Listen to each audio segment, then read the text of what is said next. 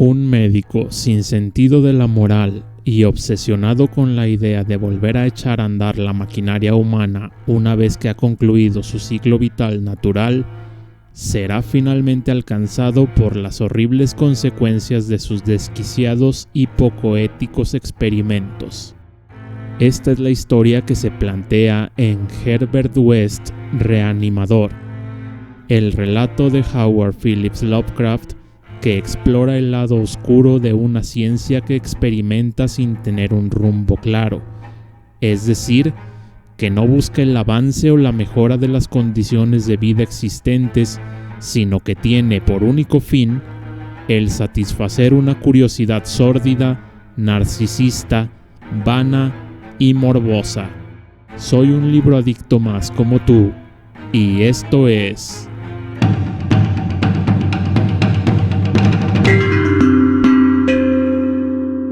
Book Universe. El relato. El narrador de la historia es un amigo y colaborador cercano de Herbert West, del que nunca llegamos a saber el nombre. Nos cuenta que se conocieron mientras ambos eran estudiantes en la Facultad de Medicina de la Universidad de Miskatonic en Arkham, Massachusetts. Desde ese entonces, West había mostrado un interés particular por el tema de la muerte y de descubrir algún método para superarla de manera artificial. Así, los dos singulares amigos comienzan sus experimentos en pequeños animales. Sin embargo, muy pronto descubren que la solución vital, aquella sustancia que le inyectan a los cadáveres para reanimarlos, debe ser ajustada específicamente para cada organismo en particular, por lo que encontrar un suero universal que funcione en todos los organismos por igual es prácticamente una tarea imposible. Se dan cuenta además de que los organismos deben encontrarse en un estado previo al inicio de la descomposición, pues cualquier deterioro de las células cerebrales, por mínimo que sea, garantiza un rotundo fracaso de los experimentos. De esta manera, nuestros protagonistas se topan con que, si quieren indagar en el controvertido terreno de la muerte humana, necesitarán forzosamente cadáveres humanos frescos. Por supuesto, las excéntricas ideas de West y de su amigo no son nada bien recibidas por la comunidad de médicos del campus, en especial de Alan Halsey, el viejo decano con quien West sostiene violentas discusiones al respecto.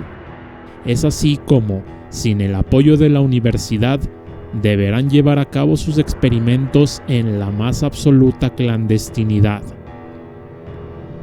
Comienzan entonces a estar pendientes de los obituarios para dar con los prospectos ideales para su estudio y montan un improvisado laboratorio en una granja abandonada en las afueras de la ciudad. Logran dar con un candidato ideal, lo exhuman, lo llevan al laboratorio y le inyectan la sustancia. Como después de 45 minutos no ven reacción alguna, deciden hacer algunos ajustes en el suero. Y es entonces cuando escuchan, proveniente de la habitación donde habían dejado el cadáver, un grito horrible que los hace salir huyendo del lugar. Tiempo después se desata una terrible epidemia de fiebre tifoidea en toda la región, y todos los médicos y estudiantes trabajan sin descanso atendiendo a los enfermos. Incluso el Dr. Halsey, el viejo decano de la universidad y enemigo de West, se entrega de forma abnegada para atender a los pacientes que así lo requieren. Lamentablemente, el célebre doctor termina contagiándose y muriendo. West decide probar su suero en él. Aparentemente da buenos resultados. Sin embargo, el Dr. Halsey termina enloqueciendo y escapando. Aterroriza a la ciudad por varios días, realizando espantosos actos de canibalismo hasta que finalmente es capturado y enviado a un manicomio en el que pasa 16 años golpeándose la cabeza contra la pared acolchada de la celda. La obsesión de West es tan grande con su tema de estudio que desarrolla una segunda sustancia para detener el proceso de descomposición en los cuerpos recién fallecidos, y la prueba en un viajero que llega por casualidad a su casa pidiendo indicaciones y al que él mismo le quita la vida. Los años pasan y el reanimador sigue experimentando, siempre con su fiel ayudante al lado y siempre con resultados espantosos, pues los cuerpos que logra volver a la vida a menudo se salen de todo control y se convierten en diabólicos seres que se alimentan de carne humana. Con la llegada de la Primera Guerra Mundial, West se enlista como médico voluntario, arrastrando consigo a su inseparable compañero. Para ese entonces, lo que el diabólico médico persigue es el poder volver a la vida partes individuales del cuerpo humano y corroborar si aún separadas, dichas partes guardan algún tipo de conexión entre sí. Por supuesto, ve en la guerra una oportunidad perfecta de estar rodeado de cadáveres y miembros de todo tipo. Es así como un día experimenta con el cuerpo de un antiguo colega suyo, un general que murió en un ataque aéreo quedando casi decapitado. En vida, este colega había sido iniciado por el mismo West en la oscura ciencia de la reanimación e irónicamente, ahora en su muerte, se convertía en un espécimen más en el que el siniestro doctor pudiera probar sus teorías. West le corta la cabeza por completo y para preservarla la pone dentro de una caja en la que cultiva tejido de la piel de un cierto reptil. Inyecta la sustancia en el cuerpo y a los pocos minutos el cadáver decapitado comienza a agitarse. Lo más sorprendente y macabro es que la cabeza, dentro de la caja, comienza también a hablar. En ese momento, todo el hospital es bombardeado y el caos hace que los protagonistas pierdan de vista el cuerpo que acababan de revivir. Tiempo después, un macabro incidente ocurre en el manicomio de Sefton, en donde el revivido Dr. Halsey había quedado encerrado. Un grupo de extrañas figuras, comandado por un general con una aparente cabeza de cera y que carga una gran caja negra desde la que parece salir su voz, lleva a cabo un ataque y libera a Halsey. Los extraños seres no tardan luego en presentarse en la casa de West, al que despedazan sin piedad alguna en presencia de su amigo y ayudante, obteniendo finalmente su tan anhelada venganza.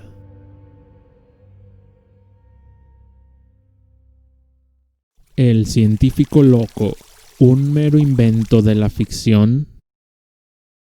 El mundo de la literatura y el cine está plagado de personajes que representan al estereotipo del llamado científico loco, un hombre de edad cercana a los 50 años, de aspecto desgarbado, en medio de un extravagante laboratorio lleno de toda clase de inusuales aparatos y frascos con soluciones hirvientes, y que destina toda su inteligencia y energía a conseguir sus malvados fines sin importar las leyes o normas éticas que deba infringir. Herbert West es una representación más de este estereotipo, con características más, características menos, pero que mantiene en general la esencia de este tipo de personaje. Posee una obsesión absoluta por el objeto de su investigación, lo que lo lleva a quebrantar, sin remordimiento alguno, toda clase de preceptos éticos y morales. Lo mueve además el resentimiento y el deseo de vengarse de aquellos que se burlaron de él o no creyeron en sus teorías. Su estudio no parece perseguir ningún fin en particular, es decir, no busca con él mejorar ningún aspecto de la existencia humana. No está encaminado a volver a las personas más longevas, o a retrasar la llegada de la muerte, o a disminuir los achaques propios de la vejez, sino que simple y llanamente se centra en demostrarse a sí mismo que puede volver a echar a andar la maquinaria humana después de que su ciclo vital haya transcurrido, y una vez que ha tenido éxito, no duda en regresar a su antiguo estado a sus sujetos de estudio mediante el uso de un revólver. Pensar que puede existir en el mundo real una persona que cumpla con estas características y que utilice la ciencia como pretexto para llevar a cabo horripilantes experimentos con sus semejantes parece imposible. Pero, ¿y si te dijera que hace no mucho tiempo existió, no uno, sino todo un grupo de médicos que llevaron a cabo un sinnúmero de atrocidades en otros seres humanos? Los monstruos de ficción contra los monstruos reales. Tras el final de la Segunda Guerra Mundial, comenzaron en el territorio ocupado por los aliados, concretamente en la ciudad de Nuremberg, una serie de procesos para enjuiciar a todos los implicados en las atrocidades cometidas bajo el régimen de Adolf Hitler. Uno de estos procesos fue el llamado Juicio de los Doctores, en el que salieron a la luz toda clase de inhumanos, macabros y sádicos experimentos llevados a cabo en un gran número de prisioneros de los campos de concentración, constituidos en su mayoría por judíos, pero entre los que se incluyeron también prisioneros soviéticos, gitanos y alemanes discapacitados, y todo esto bajo la dirección del personal médico leal al partido nazi. Así como Herbert West en su hospital de campaña en la Primera Guerra Mundial, los médicos nazis vieron en los campos de concentración materia prima ilimitada para llevar a cabo sus macabras experimentaciones. Algunas de las más tristemente célebres pruebas registradas fueron las de congelación, en las que se sumergía a los prisioneros en tinas con agua helada para ver cuánto tiempo resistían. También estuvieron los experimentos con la malaria, en los que muchas personas fueron deliberadamente infectadas con esta enfermedad para probar luego en ellas diversos tratamientos. Más de la mitad de ellas terminaron muriendo. Otro fue el estudio que el impacto de las alturas elevadas tenían en el organismo humano, en los que se encerraba a los prisioneros en cabinas de baja presión, sometiéndolos así a un indescriptible tormento. Todas estas atrocidades y muchas más han sido catalogadas como tortura médica y condujeron al desarrollo del Código de Nuremberg sobre ética médica, en el que se detallan las condiciones que deben cumplirse para que puedan llevarse a cabo ensayos en humanos. Entre las preguntas filosóficas que el gran Alexander Solzhenitsyn se plantea en su monumental Archipiélago Gulag está la de por qué, a diferencia de los personajes de ficción, las personas en la vida real que cometen actos atroces pueden seguir durmiendo tan tranquilas.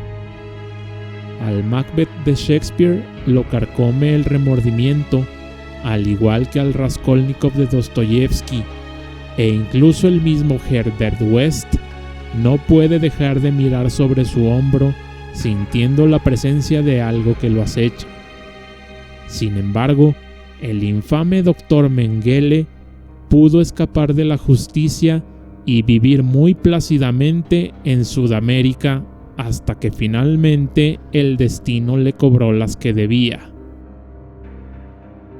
Solzhenitsyn lo atribuye a la ideología, es decir, detrás de un hombre común cometiendo actos abominables contra sus semejantes está la idea de que lo que hace es por una buena causa y que las acciones que lleva a cabo nada tienen de malvado.